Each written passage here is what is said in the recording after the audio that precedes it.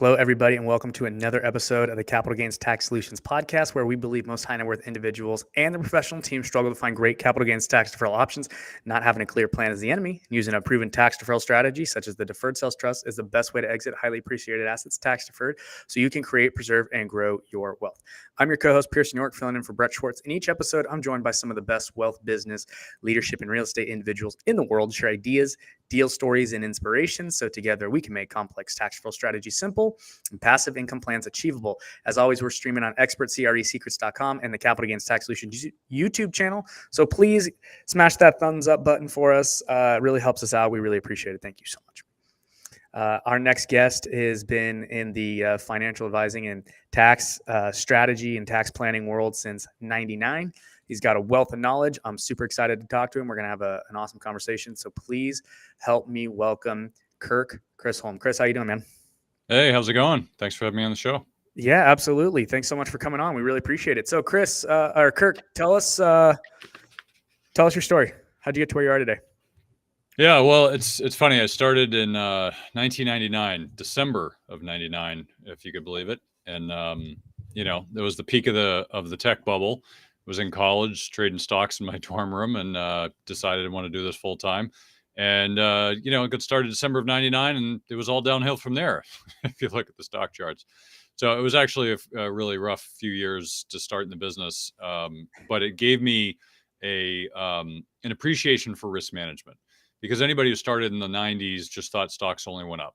Really, since 2009 is really the same thing. If you started there and on, you thought stocks only go up. So it gave me an appreciation for risk management, because I had to first few years just to survive as managed risk. And over the years, I've changed different firms and just tried to find really the optimal situation so I can help provide my clients with the best solutions and really the most flexibility in determining what makes sense for them. I think most people in our industry, licensed advisors and brokers, tend to want to sell product, and we don't sell product. We advise our clients. So I really don't care what the solution is. I don't have any bias one way or the other. I just care that it's the right thing for them. So we're really on the lookout. We're always on the lookout for new and different solutions and ways to manage risk and manage tax implications for clients. Awesome. And I love that. It's putting the client's needs first and not necessarily, your own. So it's really admirable. What are one or two strengths or spiritual gifts that you have that have led you to be successful today? That's a good question. I would say tenacity, grit, integrity, empathy, and I kind of look at, we have some core values. I would say kind of having a growth mindset as well.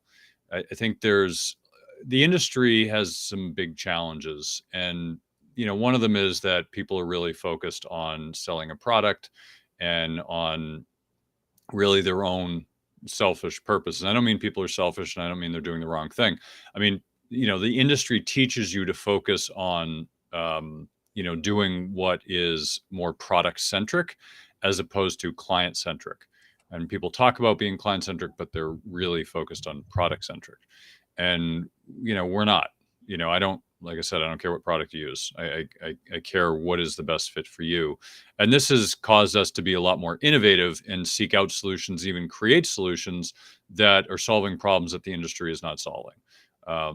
Look at what's going on in the markets this year. Everybody thought having a 60-40 portfolio was the best strategy, or being all in FANG stocks or whatever. People thought bonds were safe. And our ability to think outside the box and to look at the situation in a different light allows us to bring something new to the table and come up with solutions that are really not out there in the market. Yeah, that's super interesting. So having a holistic approach to, their investing strategy, as well as, really going after what the client needs and innovating when, it doesn't make sense to zig when everyone's zigging. Is that sounds about right? Yeah. Think of it this way, like, the stock market, for example, people just normally make certain assumptions, what I call half truths. So one of those half truths is bonds are safe. And what they don't know is bonds aren't safe. They have been safe for 40 years. That does not mean that they're going to be safe for the next 40 years. Right. But I think people hear something and they don't bother to think about why it's true. They just assume it's true. Diversification of a portfolio, people assume is true. It's not true. It's true sometimes, but not all the time, right? So it's not really true. It's a half truth.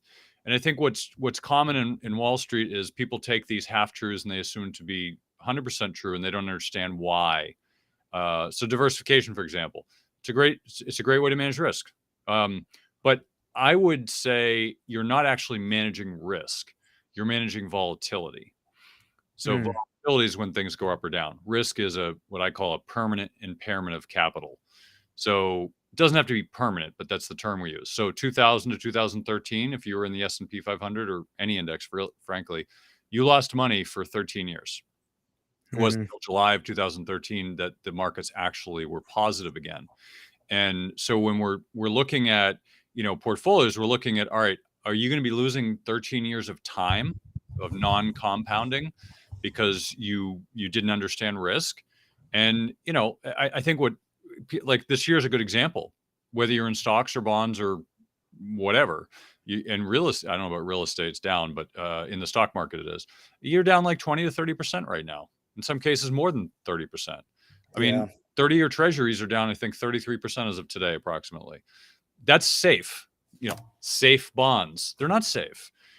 They can be safe. And I think what's misunderstood by people is they need to understand why. So what we do as a firm is we deconstruct why things work and why they don't, and we come up with better solutions that work in other scenarios. So our solution for money management, as an example, is to manage risk first, and performance takes care of itself. So this year we've been fine. 2020 we were fine. 2008 we were fine. Like, these big times that cause people to have anxiety, we're fine. Like, our goal is to make money when the market goes up and not lose when it goes down. I mean, that's our intended goal for money management. So what's the number one secret to managing the money properly? Risk management first. So think about it this way. People try to manage performance. They try to beat the index. Everybody does it, right? We are naturally, as human beings, we are outcome-based thinking. That's how we all think, right? What's the weather going to do tomorrow? What's the stock market going to do? Who's going to get elected? Those are all outcome-based thinking questions. What we should be is scenario-based questions. What are we going to do if this candidate wins? What are we going to do if that candidate wins? What are we going to do, in the sake of the last presidential election, what are we going to do if it's unclear, right? Like, how are we going to act in different situations? And I think that kind of thinking opens you up to managing risk better. So, for example, if you're in the stock market, you have one of three outcomes. The market's going to go up, it's going to go down, or it's going to go sideways. You can make money on two of those three outcomes. You cannot make money on three of those three outcomes. So you can choose if it goes up, you can choose if it goes up and sideways, up or down. Any of the three, you can come up with a strategy to make money for any of the three, depending on what you think should happen.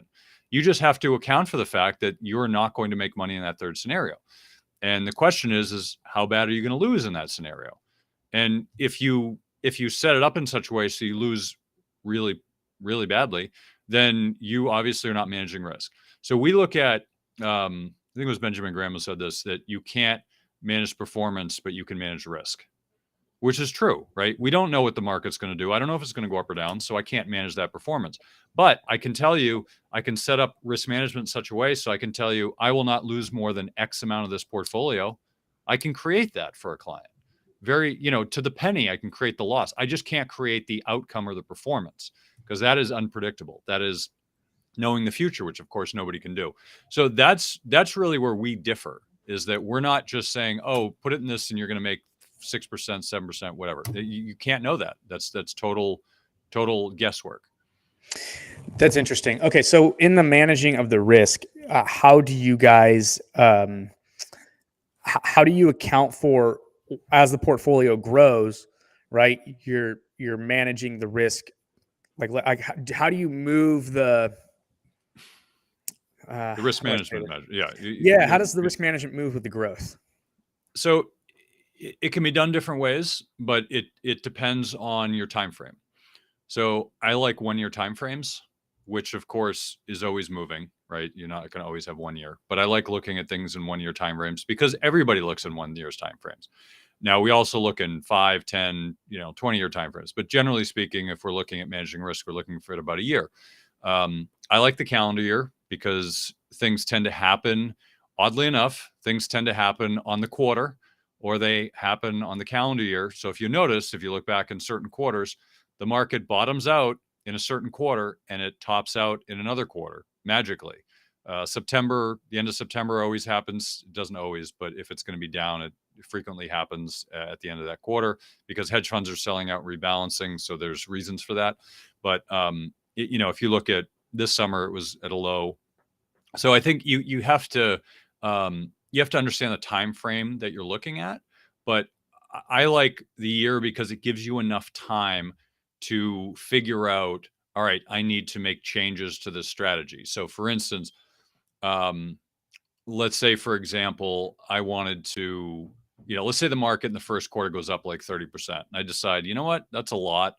I'm going to pull up my risk management tools and I'm going to raise them from where it started up to 30% because it could certainly go up 50, but the probabilities is probably not going to go much higher than 30. So I think I can kind of, I don't want to say lock it in, but I can kind of lock in a lot of the gains so that even if it goes down, then you're still going to have a lot of those gains locked in. So there's a little bit of an art to it. Just like there's an art like 2020, right? Like we actually, and I'll say it's total luck, but like a week before COVID hit and the market started to crash, we locked in, a lot of the upside. And I can't claim it's skill because nobody saw that coming. So, but I will say that we were fortunate enough to do that because it had run up a lot, and we decided it was a good time to do it.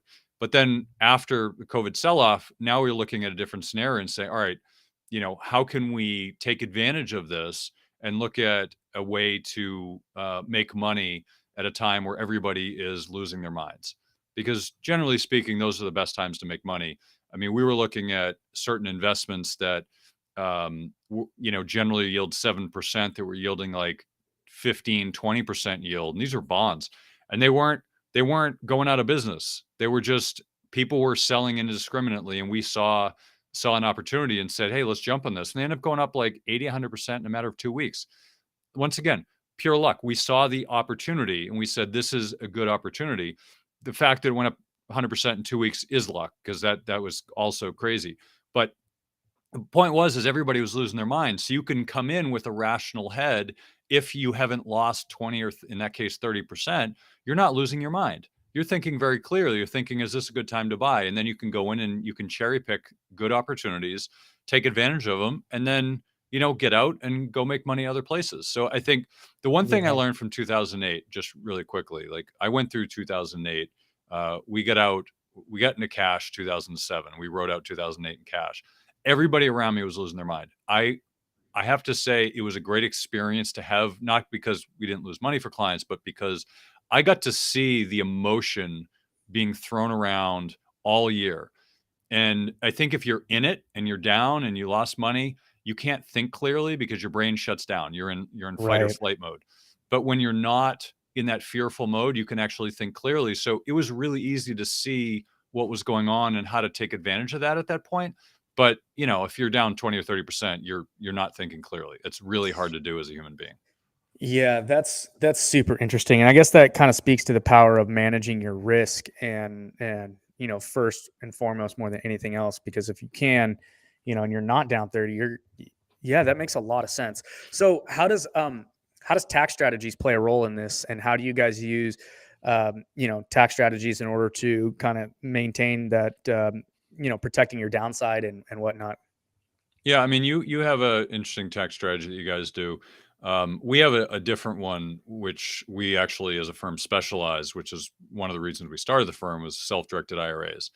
And basically, what it is most people think your IRA can only be invested in stocks, bonds, and mutual funds. Fortunately, the rules don't say that. What the rules don't even tell you what you can invest in. What they tell you is what you cannot invest in. And that means you can invest in virtually anything with your IRA. You cannot invest in life insurance on yourself. You cannot invest in S corps or collectibles. Pretty much anything else you can invest in. And so what I like is I really like the ability to um, I like the ability to be creative with clients. So for example, if you wanted to buy a rental property in your IRA, you could do that. If you're making 10, 15%, great. That's a great way to generate, tax deferred, or in the case of a Roth, tax-free income. Yep. We've seen some crazy things. We've seen clients, and these are not my ideas, so don't think that I've got all these ideas I can provide people. We have clients that come to us who want something alternative, which we do have. And then we have clients who come to us with something very specific that they're good at. And that's what I'm going to talk about, because otherwise you're going to be inundated with people who think that you can get these returns. I mean, I had a client who was making 80% a year on fishing rights.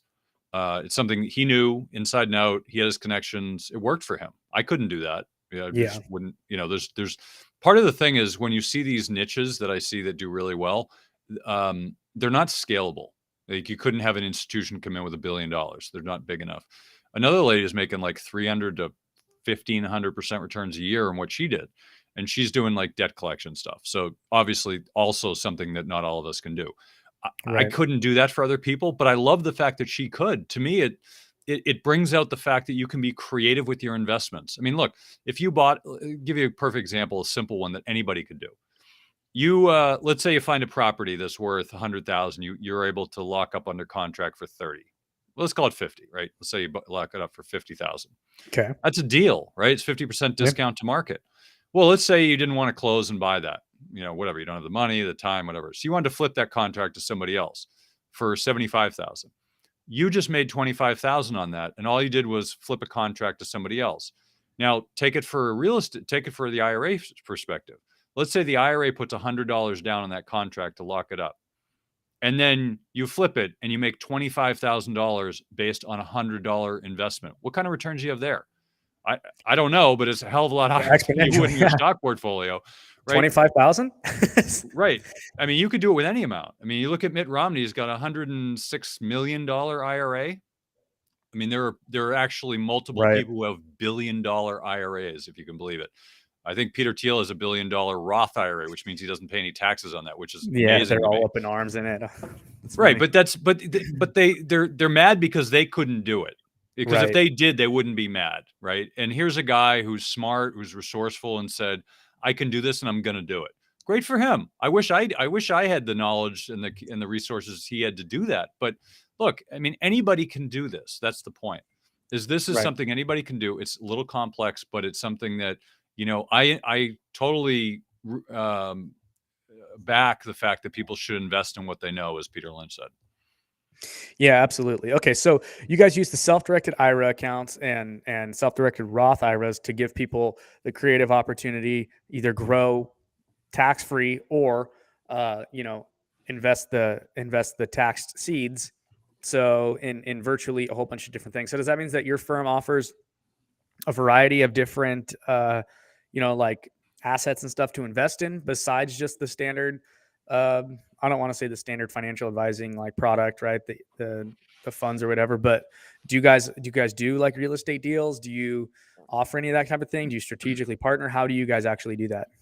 So we're independent RIAs, so we're fiduciaries, so we don't sell product.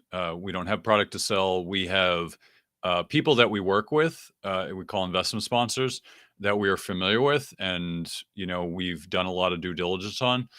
We actually do a lot of private mortgages, or hard money, as they're also known, and we've been doing that since 2008.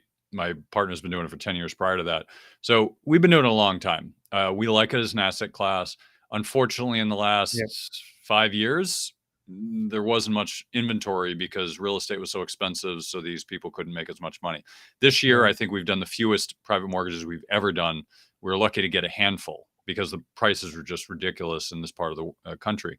But every one of them has been telling us next year we're going to see a tidal wave if rates keep going the way they are. Which means that there's a ton of opportunity out there if you do your homework on them.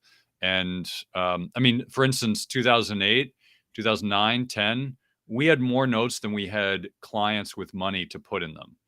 And now it's the exact opposite. We just have no notes and we have plenty of people clamoring for, like double digit returns.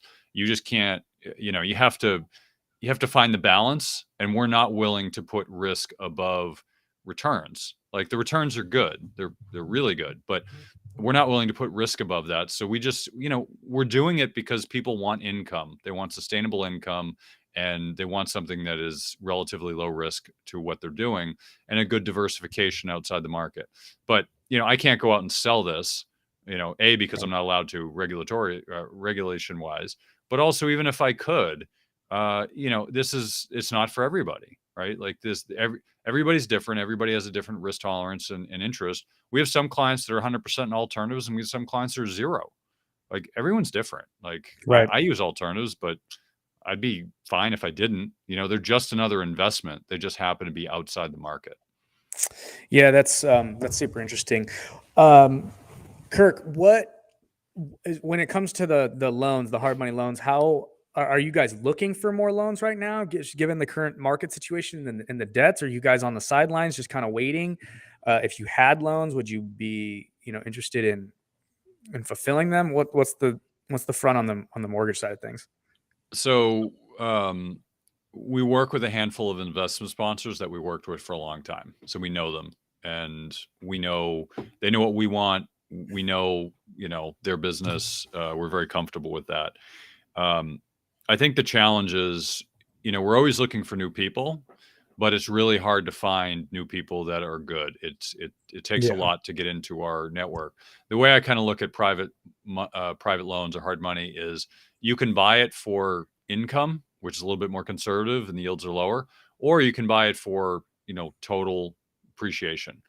Now, what a lot of people do is they'll basically become loan sharks, if you will. And there's nothing wrong with it. I mean, you can make good money doing this, right? If you loan money to somebody for pennies on the dollar, you try to make the loan performing, and maybe you sell the loan or whatever you try to do. There's so many paths there. You can make some really good returns doing that. We don't do that because it's a huge amount of work and hassle, and the clients don't want that kind of headache. They don't want to have to deal with lawyers and foreclosures. And I mean, it's a total nightmare for a client who just wants to go about their job and go hang with their family. They don't want to have to deal with this stuff. So we've found really kind of the lowest risk in the category. So we're always looking for more, but look, consider it like Jim Rogers said, with his investing style, he waits till there's a pile of money sitting in the corner of the room and then he goes, picks it up. That's his investment style. He's not going to push. He's not going to do things just to do things. He'd rather just sit around and wait until it's obvious and make lots of money. We're the same way. Gotcha. We haven't done a lot of notes this year, and it's sad because a lot of people want them, but it's the right thing to do. We have a lot of cash in our portfolios right now across the board. People aren't happy about it. Well, they're happy because they're not losing money to the market, but they want it to be invested. They have this feeling, I need to be invested. I'm losing to inflation. But you're not losing to inflation. Inflation affects everything equally. What people are looking at real returns saying, oh, it's down 8% to inflation. I'm like, yeah, but your stocks are down 30% plus the 8%. Which one's better? Right. -8 or -38? So I always look at things in nominal terms because inflation doesn't pick on cash. It picks on everything. So I think the way to look at it is, That's interesting. I mean, people don't look at it that way. It's a different way to think about it. But I think we're all conditioned to look at investing in finance in a certain way. And it's not always the right way. It just so happens to be the way that people have been conditioned. And that's why we always look at assumptions and say, what are we missing here and what needs to change? So that's kind of how we look at it. Yeah, and I think that's really wise, actually, because I haven't heard of it that way either. And I think there's a lot of wisdom in what you're saying. So I hope you guys are, appreciative of the value that Kirk's providing right now, and just the wisdom he's speaking, because keeping that level head, keeping the emotions out of it, and making sure you guys are making good, wise decisions, is protecting your downside is definitely going to be way more advantageous than just YOLOing into Dogecoin and being that guy. So, it's a breath of fresh air to hear, okay, hey, just slow down a little bit. Like, let's take a look at what's really going on, and let's really think through this thing. So that's awesome. Kirk, where can people find you? Yeah, so I'm pretty easy to find. You can find me at innovativewealth.com. That's our company website. I also have a popular investing podcast called Money Tree Investing. It's one of the longest running investing podcasts out there. We have 2 shows every week. We have one show on Friday, which is really more talking about alternative investments and, different interesting parts of finance. And then we have a Wednesday episode, which is more timely, talk a lot about inflation every week and all the factors that are changing in the market. So if you really want to know what's going on in the market, we have a very different take about how we do it. It's not just, we don't tell you what to think, we tell you how to think. And that's why we're very different as a podcast. So it's the easiest ways to find me. Awesome. And we didn't really get into it today, but you kind of briefly touched on what we do. It's we have an alternative strategy to the 1031 where you can defer capital gains tax and reinvest the proceeds into whatever you want. So, Kirk, we'll have to talk offline about getting on your podcast and sharing with your listeners some of the stuff that we do. It might be useful for them and helpful for you guys as well. And you guys can find that at, if you want to learn more about that, you can go to capitalgainstaxsolutions.com. We have a mastermind every Friday at 10 a.m. Pacific, 1 p.m. Eastern. You can come on, learn, ask questions, talk to us. It's a great place. So make sure to check that out. Okay, Kurt, we're coming up on our time here. So I went over a little bit, so sorry about that. But wanted to just plug one more time. So innovativewealth.com. You can find Kirk on there. And any parting words? I guess the parting words I would say to your audience is, this experience we've had this year is just a drop in the bucket for what we're going to experience the next 5 to 10 years. We are entering a new paradigm. It is not like the old paradigm, right? It is, the last 40 years were very particular to that period. And this year was the start of a new paradigm. And I think everybody needs to reassess their assumptions. It's not all going to be bad. There are definitely going to be bad periods and there'll be good periods, but you need to look at things differently and not make assumptions based on history. Because if you want to make assumptions based on history, look at the 60s and 70s.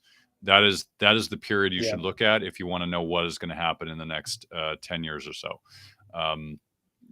But just, that, and just honestly, just do your research, do your own due diligence, and, frankly, come up with your own opinions. Don't get them from other people, even from me. Just come up with your own thesis and, follow it. I mean, you have an expertise in your life that you're good at. Do that. Don't, if you're really good at real estate, don't go buy a diamond mine, right? Do what you're good at. Yeah, no, that's awesome. That's interesting about the 60s and 70s. Hopefully, we don't get like a crazy Woodstock coming back and something like that. Well, that's probably the best part of that. All right. Well, Kirk, thanks so much for coming on. Really appreciate it. Really appreciate all your wisdom. And thanks everybody for listening to another episode of the Capital Gains Tax Solutions podcast. As always, using a proven tax deferral strategy such as the Deferred Sales Trust, the best way to exit highly appreciated assets tax deferred. Not having a clear plan is the enemy. So make sure you guys get a plan. Make sure you guys are protecting your downside. Keep listening to, wisdom and stuff from the people like this on the show, and make sure that you guys don't do anything dumb with your money. Please rate, review, subscribe. We appreciate it. Kirk, thanks again, man. Really appreciate it. We'll talk to you in the next one. Thanks for having me on.